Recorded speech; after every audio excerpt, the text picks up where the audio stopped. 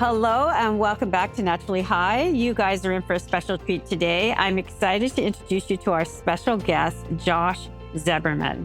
Now, Josh is a counselor, a rabbi, a speaker, and an educator who helps people understand identity, resilience, hope, and the mindset needed to show up as their strongest, most grounded self.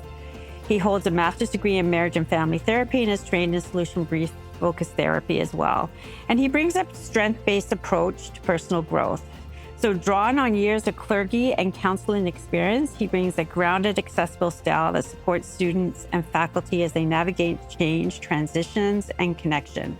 He integrates real-world stories and clear frameworks that enhance confidence, well-being, and thriving in life. I love the fact that we have a chance to talk about relationships, because every time I get a chance to talk about relationships, and whether it's relationship with self, relationship with others, family members, there's so much goodness there, and yet it's so much, I believe, misunderstood. Would you say that to be true, Josh? Yes, I think it's one of the most misunderstood things in life. And I'll tell you the irony of this. Most interactions are relationships, whether, like you said, a relationship with ourselves, a relationship with other people. So we definitely want to make sure we understand it. We want to make sure we got it, or at least we're on the journey toward understanding it. We're relationship-based creatures. We're looking for thriving. We're looking for connection. And I feel that, especially in relationships, now, you don't know this about me, but I've been married 45 years in March. So we got married as children, practically. So we've had a lot of evolutions and growth within our relationship, within self, within the relationship. And I see couples who just become so disinterested with one another. And that to me is, I feel like, selling ourselves short. So, we want to try to reconnect what was once there. And I believe that we all lose ourselves in content, not context. So this means, we get into the argument of he said, she said, you did, you didn't. And that's really not the argument. The argument, I believe, underneath all of that is, how does this person make me feel when they're not hearing what I really need or want, or they've just missed the whole plot? Can you expand on that a little bit, Josh? Yeah, I love how you make that contrast between content versus context, Mm-hmm. because I think that frames very well my perspective on relationships, my identity perspective on relationships. When I first meet a couple, they'll usually say something like, we need to work on communication, which is content, right? We need to work on being more respectful. That's a thing. Respect is a thing. It's a useful thing. It's not a bad thing. Practical. Communication is a useful thing, but they're things. These are content.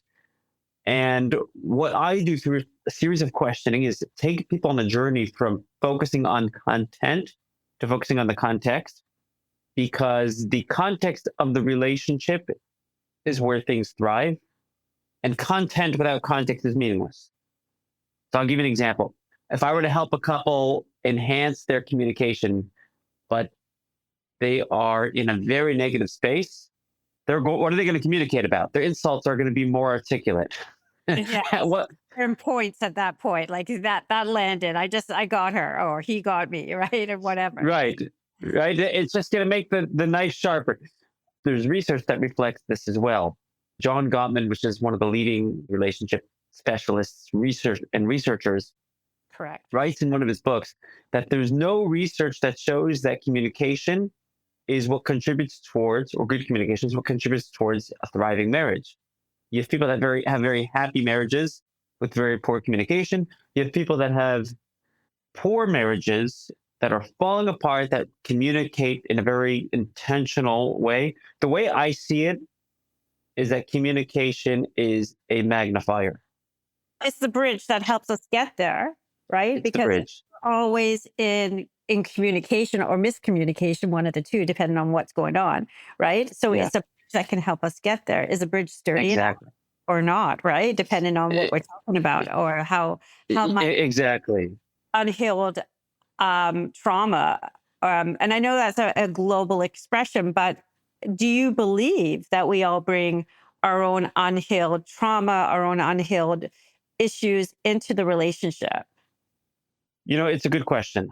I think that people bring so much to a relationship that they don't give credit for. Even when people bring trauma to a relationship, Correct. the person isn't a package of trauma because the person dating them didn't see that. It says on their first date, I see a big package of heavy trauma that's going to make my life and their life miserable. And will you please marry me? Right. So that's not what your spouse saw in you, even if you do have trauma. And even if you have very heavy, debilitating, painful trauma, that's not what your spouse saw.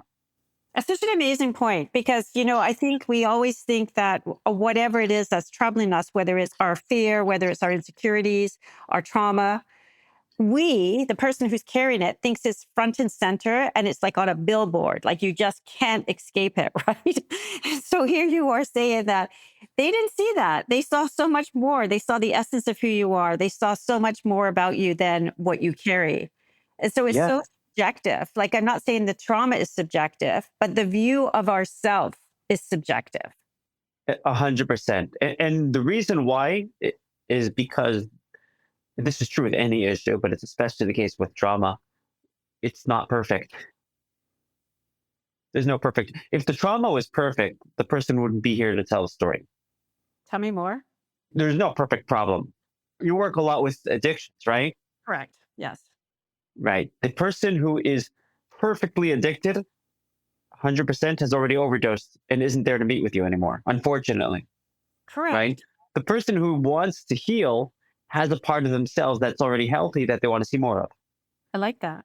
It's And it's the same with depression. It's the same with trauma. And in my field, it's the same with marriage.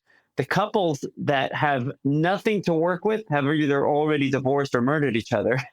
And the reason why they're coming for help is because there's a part of them that is whole that they want to experience more of. And it's the same with trauma. There's a part of you that's calm, happy, healthy, full, resilient that you want to see more of. The trauma happens to be getting in the way. And we could talk about that in a second. But there is a part of you that is more healthy. And people bring that to the marriage and they don't give themselves credit for that. They don't give themselves credit for that people give themselves a lot of credit for the pain that they have. And I don't mean this to, God forbid, minimize somebody's pain. The pain is real. I'm not questioning it. I'm not saying let's bury it with a smile and all, pretend everything is good. But we do need to give ourselves credit for what makes us awesome. You bring up such a valuable perspective, and it's made me sort of stop in my tracks. I think I understand that. I just wonder, without being disrespectful to anybody who practices out there, works with couples in the therapeutic space, how many recognize that? Because they get triangulated typically in the noise of what the couple presents when they come in. Like, we've been in therapy over the years. Otherwise, I don't think we'd be together 45 years. It's really that simple. So it's full disclosure, and I've disclosed before. However, because I think because we got married at 22 and 24 respectively, and we're now 67 and 69 respectively, we've grown up together. So, and there has been a therapeutic process that's helped support that. But over the years, we've been counseled by people who really haven't been helpful. So sometimes it takes time to find that therapeutic fit. And because an inexperienced therapist, I'm not saying that you have to be experienced or who works a different kind of modality, can be dragged into that noise and be triangulated very quickly in that relationship. So it's very refreshing to hear you say that. But I think it's important that people understand that there is so much. I'm going to call you the hope dealer. There's so much hope that one can bring, right? Like really if you're even thinking about, even if you're going through the motions because you think the marriage is over, I still see magic happen in those moments, right?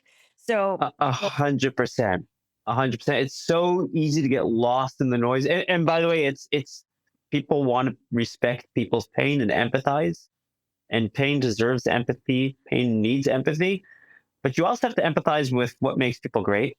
And you can't forget about that. Because like you said, that's where hope is born from. And I do think not enough clinicians see it that way. They get bogged down by the noise. And there is a careful balance between empathizing with somebody, but not defining them by the pain by which you're empathizing with. And that's where I think there's a strong distinction between going to somebody who's skilled versus somebody who's experienced. Somebody who's experienced is not necessarily a good thing if it's not good experience, or if it's not experience that's going to be useful for what you want to accomplish. Well said. Like my wife is a teacher, and she always tells her students, practice makes permanent, not perfect. Yeah, absolutely. We're never there yet. We're never exonerated, are we? Ever.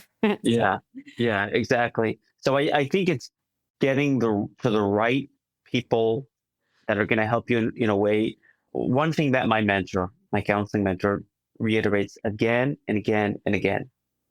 And I think if somebody is going to take away one thing from everything we've said thus far, it's, to me, this is just life changing. He says, don't believe your clients, believe in your clients. Oh, I love that. Because we all spin our own narratives, and subconsciously, most of us, right? We're not even conscious of what we're spinning, right? We're convincing ourselves, or we're in that identity of that pain, that trauma, that story, that Right. incident, whatever it may be for that individual. So I think it's really important that we believe in them rather than their 100%. And that's the context versus the content. Because when somebody shows up to a therapy session, a counseling session, they show up to a coach, they show up to a rabbi or a clergy of any faith, and they're in pain, they're going to feed painful content. ego identifies with that drama, right? Like, look at what happened to me. Look how big it Yeah, is. exactly. It's Okay, not the full story. correct. Beautiful. So, what led you to specialize in relationships? I'm just curious about that. That's a good question. I think it started off probably as a combination of things. Number one, probably academic interest. Back in rabbinical school, we'd study the Torah, we'd study its commentaries, we'd study its more mystical perspectives. And in the mysticism of biblical studies in the Kabbalah, it's all relationship centered. And I was fascinated how this applies not just in language, philosophical language, but how does this apply like for real?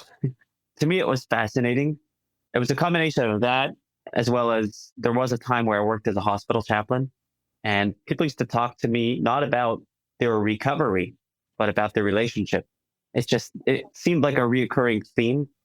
Who am I being, even in your most vulnerable moments, right? And Yeah, how am I treated, or how can I help or love the people around me in these moments as well, right? Because these exactly. people who are really having probably a life-defining moment, whether it's through illness and injury or palliative care, right? They know that they're not going to be with us much longer. They want to transition with some peace of mind with those relationships, I would imagine. Yeah, they do. And sometimes it's a relationship with themselves. A relationship just with somebody else requires a good relationship with yourself. Otherwise, you end up sucking off of other people and draining them. Still, it's like the best kept secret. But, I think because they're so busy pointing at you. And one of the things that we always say is 50-50, but it's not. It's not. We have to be 100% responsible for our part in the relationship. And I don't think enough people understand that yet. No, I think we not see 100%. there is a 50-50. So that way, as long as there's 50-50 or even 99-1, I can still blame the other partner. I don't have to look at myself.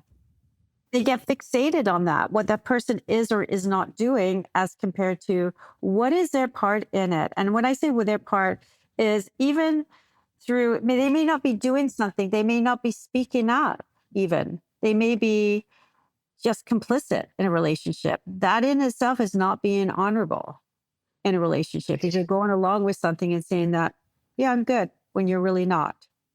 So I think people need to recognize that we have to take 100% responsibility for how we show up in our relationships. And I think that is still a best kept secret in relationship in therapy, in the therapeutic process still, because not everybody's teaching that. Yeah, I agree. I think, unfortunately, not enough people know this, but how you show up is literally everything. When I work with couples and, they'll say, we're going through this, we're having this and this issue, this and this fight. We haven't spoken in this much time or haven't experienced the intimacy in this much time. And I'll ask a question like, well, when did you feel most connected? They'll say something like, well, last week we had a couple of moments where we caught each other's eyes and had a chance to chat and feel connection. And I'll say, where were you? We were in the kitchen. I'm just giving an example. There's many of these such examples. We were in the kitchen. What time was it? It was late at night. And what was it about you that enabled yourself to experience that moment of connection? And they'll say something like, it was a spontaneous, it just happened. So I'll say the opportunity presented itself, but you seized the moment. You need to take responsibility for it. And I want you to think about it. How did you show up differently to be able to seize that moment of connection? Because if they learn to take responsibility for connection, they can do it again. And they'll say, here's all the time, they'll say, I don't know. But again, I'm trained not to believe my clients, but to believe in them. They'll say, I don't know. So I'll say something like, if I were filming you and I were to show you that film of you walking into the kitchen, maybe even the hour beforehand, and I'm going to tell you to press pause at the moment you could pinpoint an internal shift where you've decided to show up differently, at what point would you press pause? And if I'm persistent enough and I believe in them enough that they can believe in themselves, they'll think very deeply about that moment and realize that connection doesn't happen by chance. And a deliberate action. It's a decision that you're going to put down your swords and your resentments and your grudges and think the best about the other person. And it's so interesting. I'm going to even fully disclose this, but in my younger, immature, emotionally immature days, I didn't believe that. Do we believe that our partners are doing their best? Now, it could be a loaded question. Subjectively, I didn't think my partner was doing his best because I go, okay, well, I'm doing all this therapy. I'm willing to do this. I'm a growth-oriented person. I'm driven in many different ways that my husband isn't. That just makes us different. It doesn't mean that his capacity may be very different than mine for certain things, just like my capacity for technology is very different than his, right? Right. It's just that we're different. So I used to think that when the question was asked, do people believe that people are doing their best? I went, no, of course not. Because I was coming from that perspective that if I can do it, he can do it.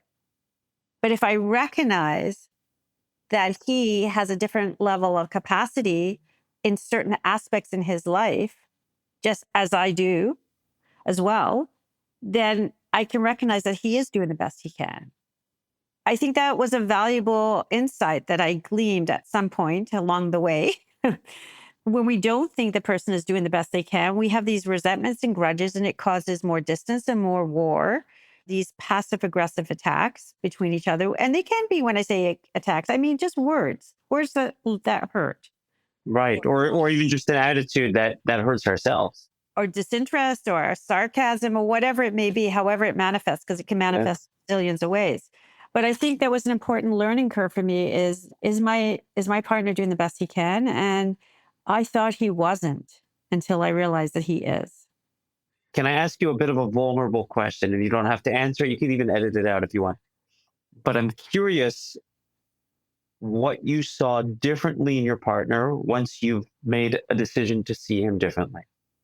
I recognize that he is no more me than I am no more him. I was trying to, a lot of times we try to make our partners into what we are or vice versa, right? And I recognize that he is no more me than I am him, meaning I'm not a techno geek. I can't fix computers the way he can. He can just look at it. And right. So you learned to embrace who he is, not who you want him to be. Correct. That's powerful. Can he meet me more? Of course, he can meet me more. So just like I could be more interested in how to set my technology or whatever it is that I'm doing, that things that are his domain. So he can still meet me somewhere along the line. Right. I just accept. But that's what I call completion. Okay, tell me more. people are trying to marry themselves. That's so funny. Right? But what you've discovered is that he's something that you aren't that completes you. Hmm.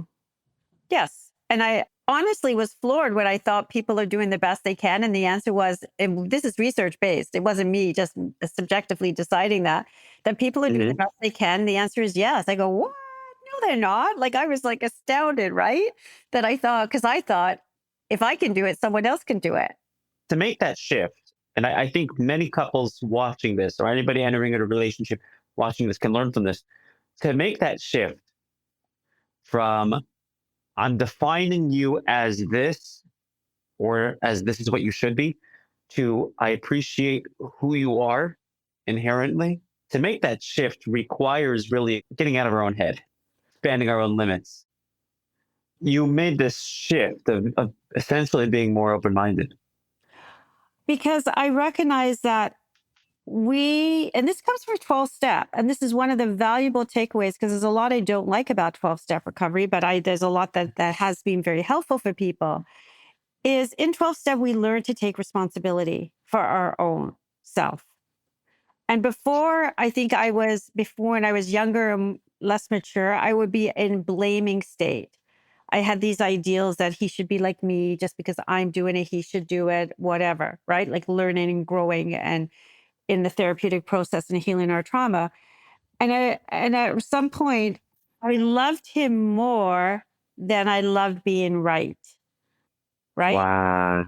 So, the marriage and our family was more important to me than being right. That was a humbling moment, let's say.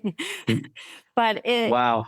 it was true because if I want to be right, there's an old saying, do you want to be right or do you want to be happy? I can be right all the time. Right. If I want. Which is essentially, do you want to be married to yourself or married to your husband? Correct.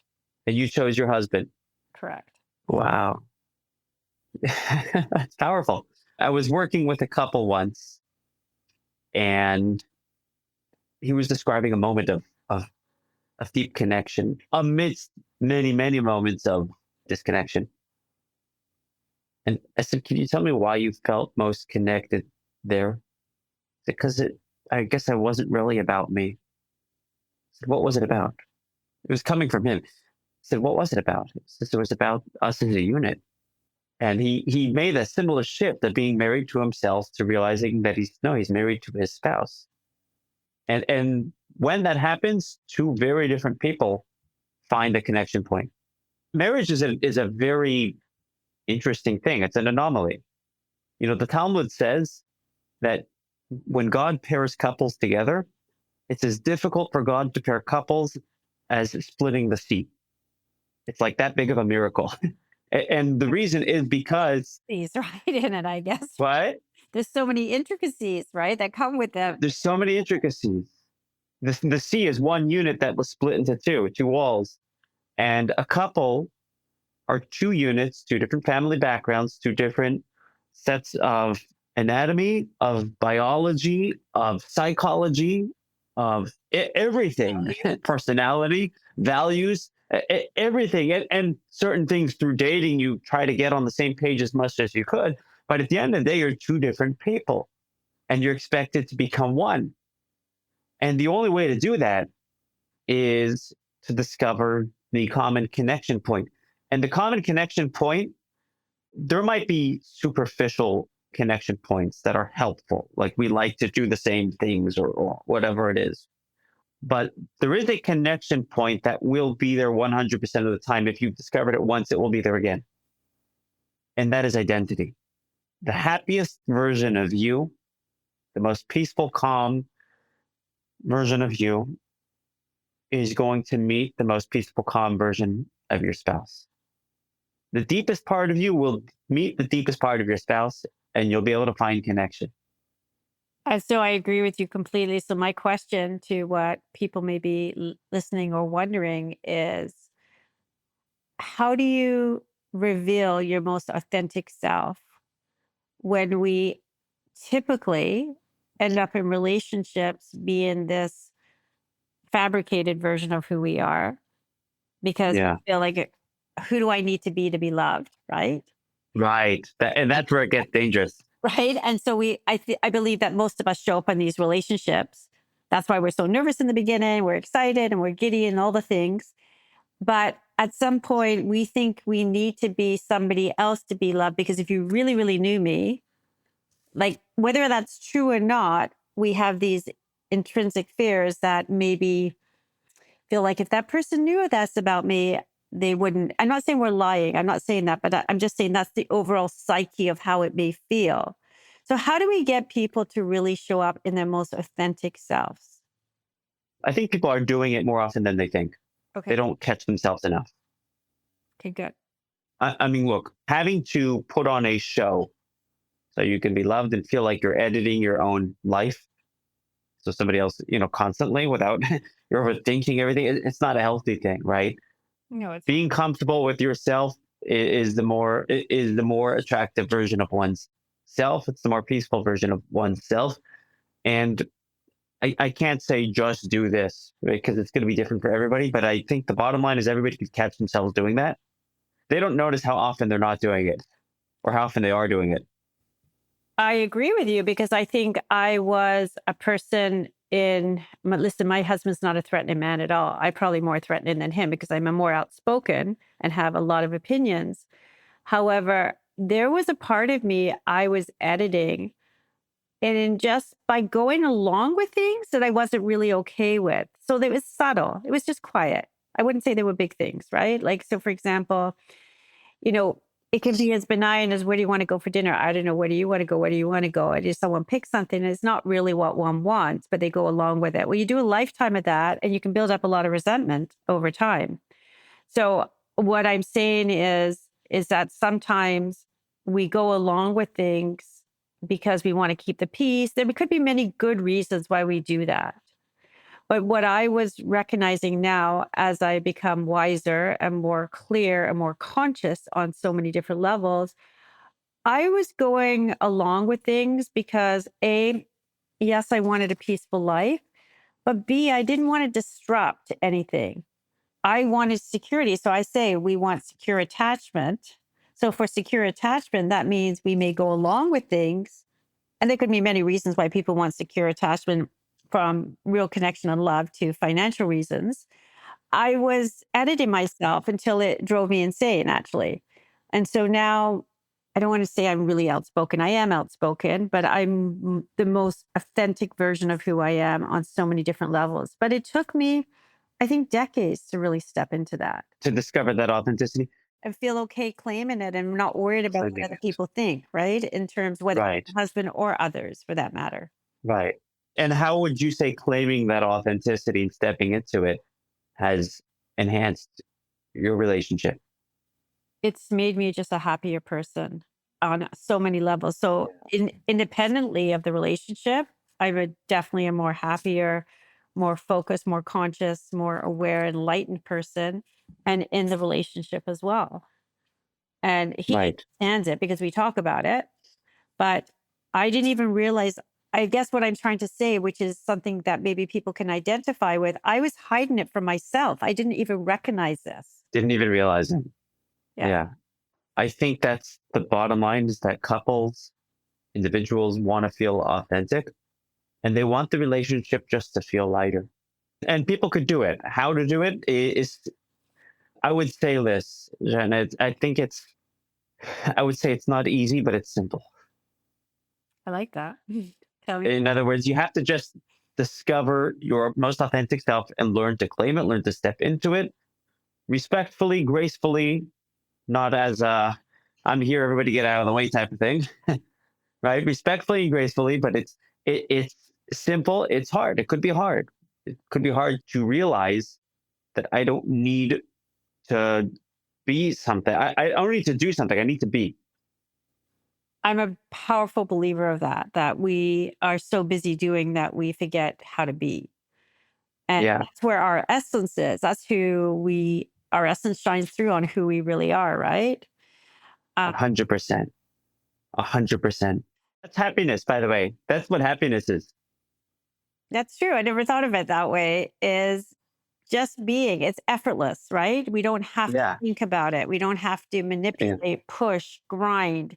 Just Exactly. we can And just to me, that's much more helpful for a relationship than rehearsing communication skills. Communication is a distortion because what I say isn't going to reflect everything I think because I can't possibly do that. Words by definition are going to limit what I'm thinking. What I'm thinking won't reflect everything I'm feeling. What I'm feeling won't reflect my passion and drive. And if I were to just dump that all on you, it'd overwhelm you, right? Mhm. The only way I could fully shine through without distorting who I really am is through being happy.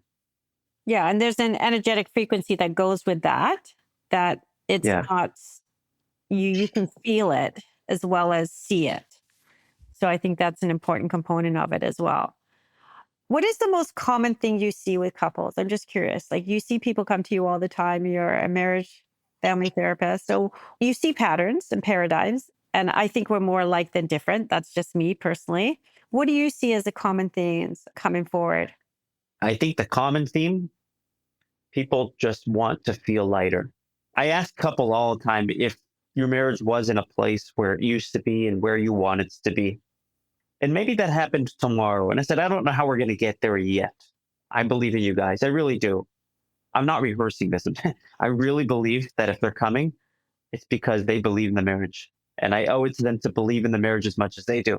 So I said, if things began to get better tomorrow, maybe not even completely, what would be different? Everybody says this. We'd be joking more. Love it. Our sense of humor would shine through. I don't know if they have a good sense of humor or not, but they'd be more silly. They'd be lighter. They wouldn't be overthinking everything. Beautiful. And that's ultimately what we want. That's part of the joie de vivre of life, right? That Yeah. we feel like we're in it. We're being rather than doing, working at it. Yeah. We're in the relationship, not trying to manage it. Beautiful. That is simple, but not easy because it could be a process, but the process starts the moment you decided you wanted to start. That's so interesting. It's such an overlooked thought, I think, that people think, like when we have pain and we have grief and we have heaviness in our life, and oblique, some of this is very painful. I'm not dismissing it lightly and just say think positive or think lighter. But a lot of us really believe that everything about healing and growth has to be hard. And the same with change, behavioral change. Sometimes behavioral change starts with a decision. It doesn't have to be dragged out, addicted to your story about, oh, I can't do this. I'll never be any different, whatever the storyline is for someone. And yet they're attached to like the pain and the arduous work of change or growth when it really can be lighter. Can you expand on that a little bit, please? I once sat with a couple. I do my sessions on Zoom. It was a pretty tense situation. You feel the tension. So much so that at first they didn't even want to be on the same camera. And there could be different reasons why a couple's not showing up on the same camera. It could be logistics. It didn't seem like it was logistics at this point. You felt the tension. And I started off the session like I do every session. This was a worthwhile interaction. It was time well spent. How would you know at the end of the hour what would be different? Hmm. And they go into a description of what they want the marriage to look like. You can't describe something in that level of detail and that level of depth if, number one, you don't believe it could happen going forward, and number two, if it hasn't happened in the past. So we went into an hour-long discussion describing all the areas where they've experienced the ideal version of their relationship. It was overlooked. The frustration, the pain, the resentment was real. And I'm not saying just smile past it. I agree. It was real, and it was real. And the good moments, the better moments were just as real. And we don't have space in our brain for both realities simultaneously. So I think when people are in pain, especially when somebody's coming to counseling, we're catching them at their lowest moments, but we can't discredit their highs and isolate that from them. As much as we wouldn't want somebody to identify only with their trauma, We wouldn't want somebody to not identify with whatever the reverse of trauma would be, with who they want to be. And flourishing. We want people to flourish. And that version of it is real. It's very real. There's a beautiful statement from the Talmud. There's an ethical, there's different components of the Talmud, sections of the Talmud, but one of the ethical teachings of the Talmud, it says to judge every person favorably. Mm-hmm. And in Hebrew, in the Hebrew, if you were actually a translator, it's a kind of a loose translation. So it says, "Dan et kol ha'adam l'chaf zchut," which means judge every person favorably. But if you translate it literally, which is not how you're going to see it in an English translation because it doesn't read properly, it says judge the whole person favorably. I love that. Because that's really the message. We look at the pain, we look at what they're showing with us up front. There's context. But that ties back to what I said at the beginning, is seeing that person as, are they doing the best they possibly can, right? And I don't always think, I know I didn't, so I'm speaking for myself, but I wonder how many other people struggle with that too, right? In their partners. When it comes to change, what do you think are the best steps to help someone navigate the beginning of change successfully, whether it's with themselves or with a partner? I guess it's a two-pronged answer because it's very different with someone else rather than yourself. But I'm just curious what your thoughts are around that. Yeah, good question. I think people change when they have a reason to, a meaningful reason to. But not everybody does, right? Some people can be in a lot of pain. They're the anomaly, but there are some people where there's this, the consequences are severe and they still can't make that change. So I would say that they do have a meaningful reason to change. They haven't been given reason to or opportunity to discover it yet. But you could literally take somebody who's in a lot of pain. They come to you and you could ask them, well, what is most important to you? And they'll say, I don't know, I'm in so much pain. And you empathize. I know you're in a lot of pain. I'm sorry for your pain. But hope is in the heart. It's there. And when people discover it, that's where change comes from. That's the leverage of change. And when they discover it, they are unstoppable. Anybody who discovers their why is unstoppable, their real meaningful why. It's interesting because it's tied to values, but some people don't always know what their values are. Like they're looking to change. Like when I help people understand that if they're giving up the one thing that works for them, which is substance, let's just use substance for example, whether it's alcohol or any drugs, whatever, it's a hard sell for them to give up something that has so much value to them. Yeah. But if I can paint a world where value is based on what they can get by being sober, for example, it's right. What's the trade-off? It's a really easy sell because most people can find a much longer list on the other side, but they're still concerned of how they're going to make that transition to get there, right? Right. But if I'm saying you've got to give up the one thing that works for you, all you're doing is thinking about the one thing that works for you and you're craving it and you're dying for it and you're like, oh. But when I'm introducing the idea on a value-based change, they can buy into that much quicker and they can stay with that much easier. Right. Trying to run away from something that they feel has value to them. Right. In other words, it's not so much running away from substance as it is running towards sobriety. And I guess the bottom line is, well, why do you want to be sober? What if you were sober, what difference would that make in your life? What meaningful difference would that make in your life? And everybody has their why. I'll be more present with my family. I'll keep my job. I'll stay out of jail. Whatever it is, everybody has a leverage of change. Everybody, which I call hope. Yeah, leverage of change, hope. Exactly. But I call it like it's just like everybody has a price, right? Like what are they willing to do for X, whatever that may be. Exactly. And, neurologically speaking, when you discover that, your mind discovers pathways as well to get there. Start realizing, well, in the world of substances, I've been sober in the past, or I've refrained in the past, maybe for an hour, but I've refrained for that hour, which means I could do it again. It could be replicated. In the world of marriage and relationships, which is the field I'm working in, well, we've experienced connection, we've experienced respect, even though things weren't easy. Mm-hmm. We could do it. We've done it. 100%. Do you believe that relationships are spiritual assignments? I think they are. I can't tell that to couples because I can't tell them, hey, you guys deserve each other. No, I'm kidding. No, You can get yourself but in trouble there. I'll get in trouble. I think a healthy relationship, I believe, has a healthy impact on the world outside of them. I agree. And I see that people give up too soon in their relationships, especially in this modern day and time. That's a good question. It's hard to say. The divorce rate is certainly higher than it ever was. And I think there's two things. I think there's a bit of a double-edged sword here. I think on the one hand, people are giving up quickly.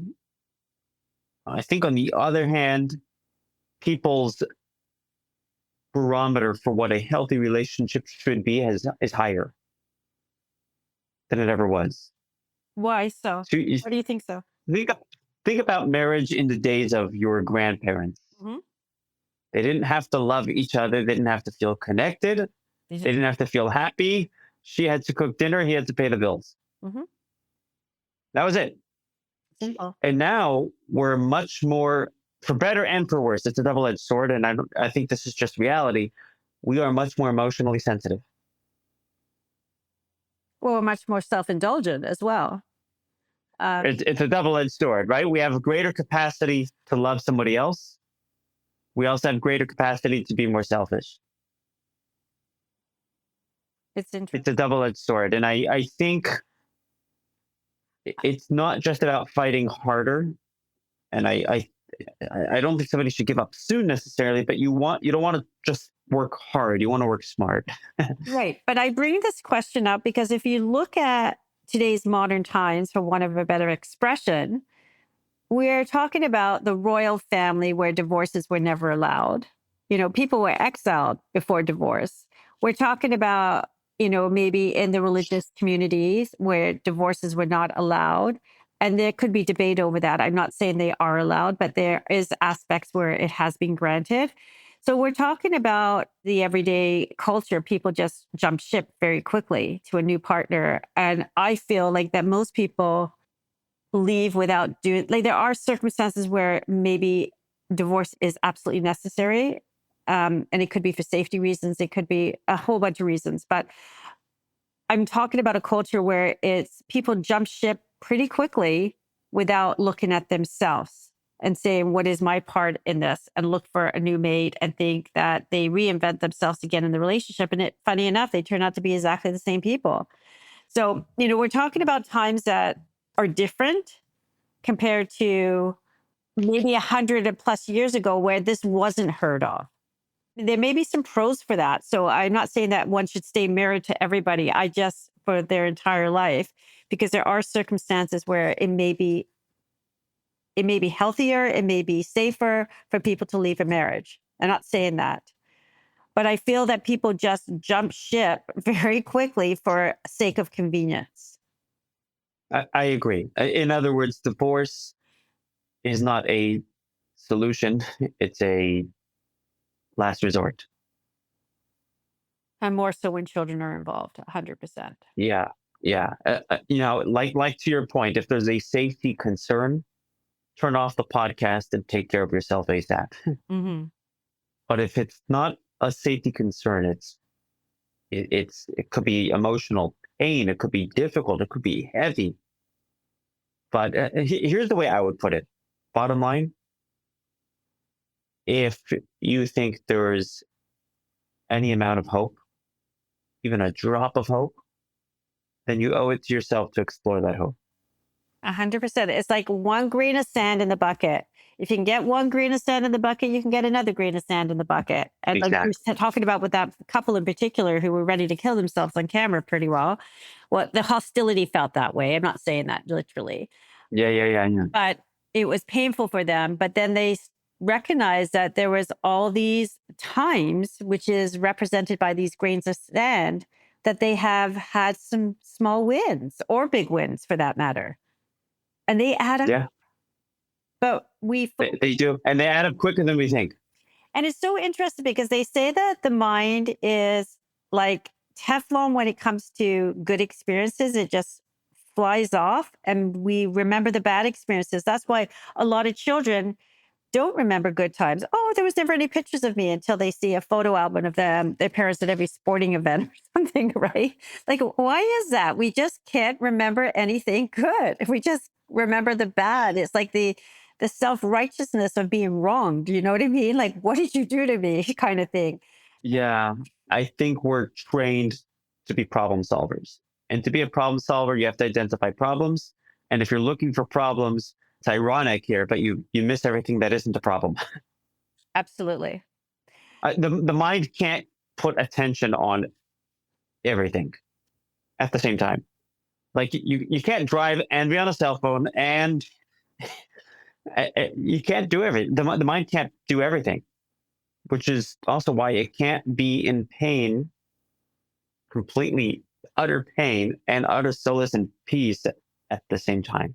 There was a study that took place, I think in 2005, called the Invisible Gorilla Experiment. Have you heard of it? No. There's actually a book in it called The Invisible Gorilla, and it talks all about these mind things, where the mind misses things. But there's a video on YouTube I could share with you afterward, where they film a basketball court, two teams, two different colored jerseys, and there's like 6 basketballs, and they tell you for 60 seconds, count how many times the team wearing the white jerseys passed the balls. And you're sitting there counting. After 60 seconds, there's a prompt on the video. Did you notice the dancing gorilla? Like, what? They rewind the video. It's the same exact video. And you look at it again. It's the same video. It's not a replay. And you literally see a guy in a gorilla costume, a full gorilla costume, walk on the court and start dancing. And totally missed it the first time.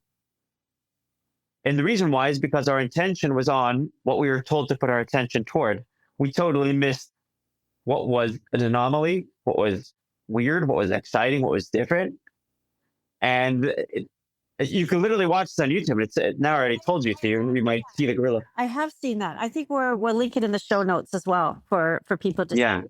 Because Yeah, I think it's a good idea. we're so biased, right? Like it's like when you buy We're a biased. car, right? And you suddenly have a red car or a blue car, you see them everywhere. Before you didn't see them. It wasn't even Yeah. in your radar, right? So it's very different. Oh my goodness. Yeah, such rich juiciness here.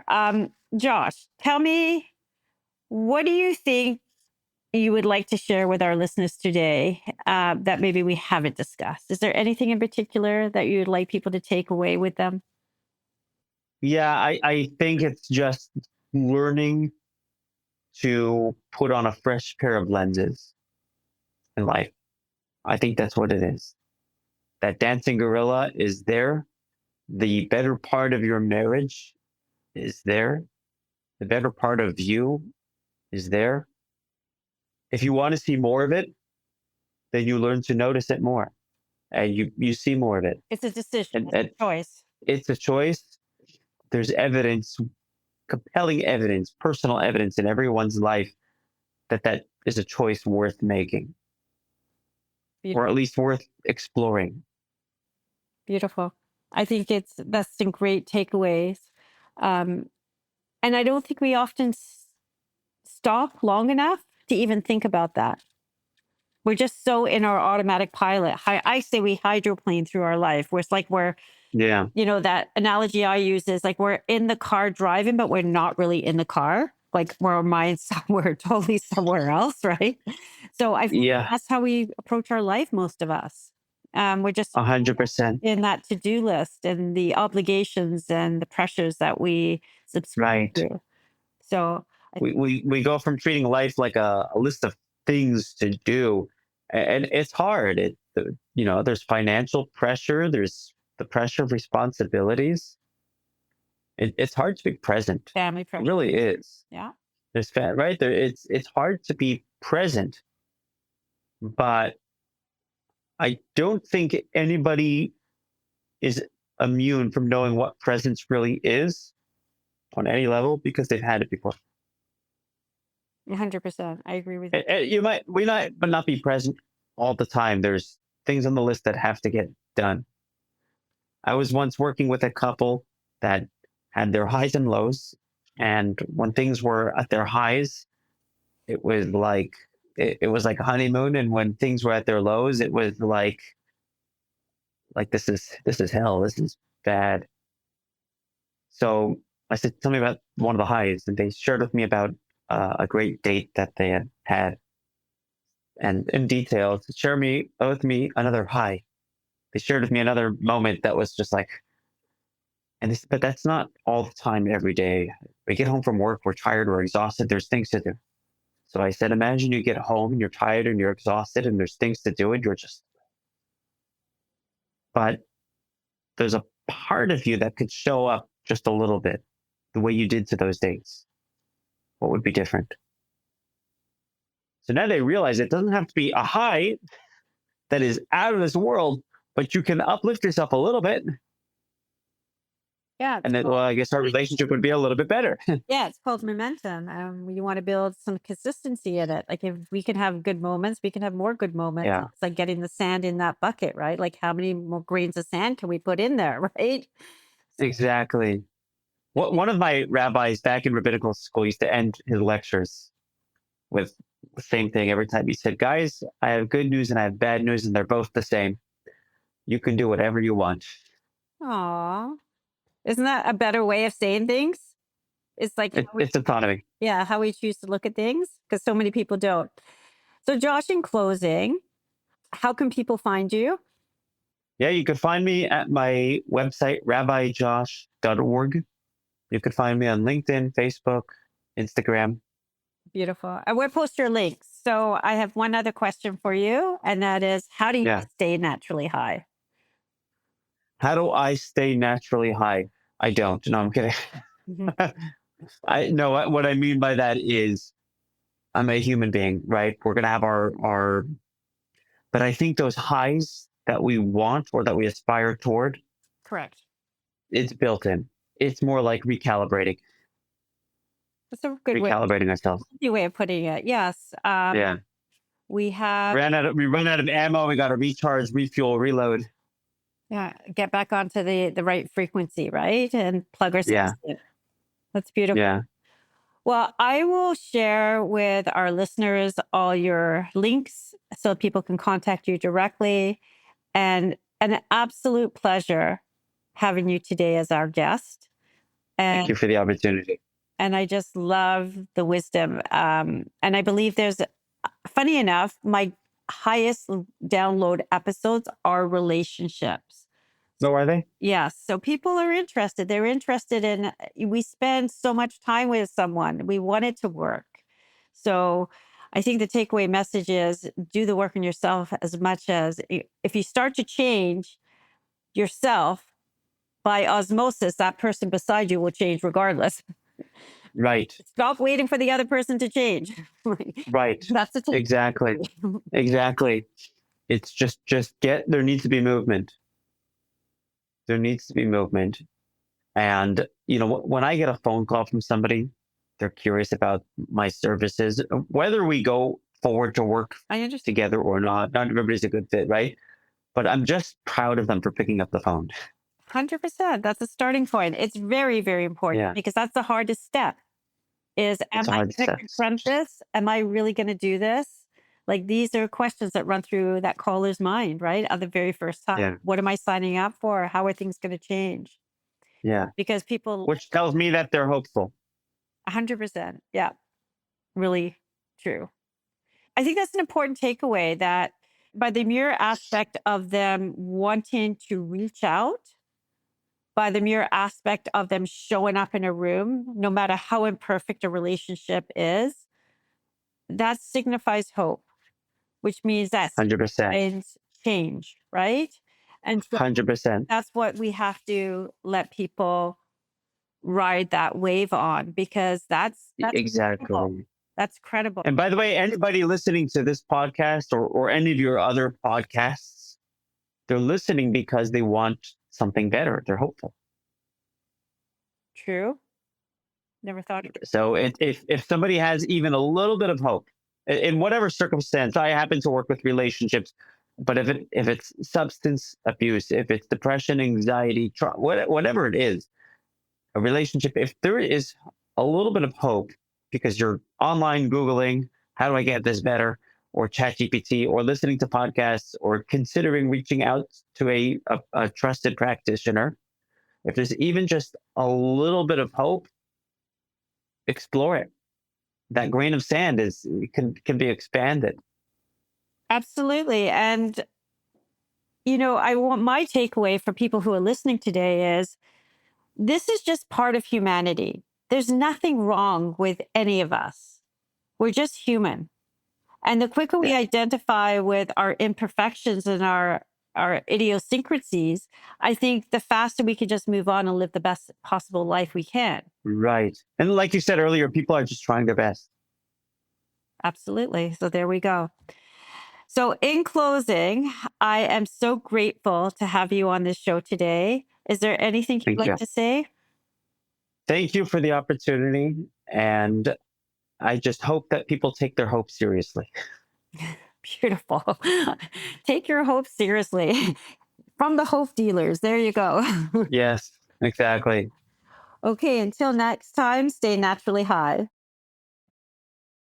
Thank you for joining me for this episode of Naturally High. If this conversation resonated with you, I'd love to hear your thoughts. Please leave a rating and review on Apple Podcasts or Spotify, or reach out to me through the links in the show notes.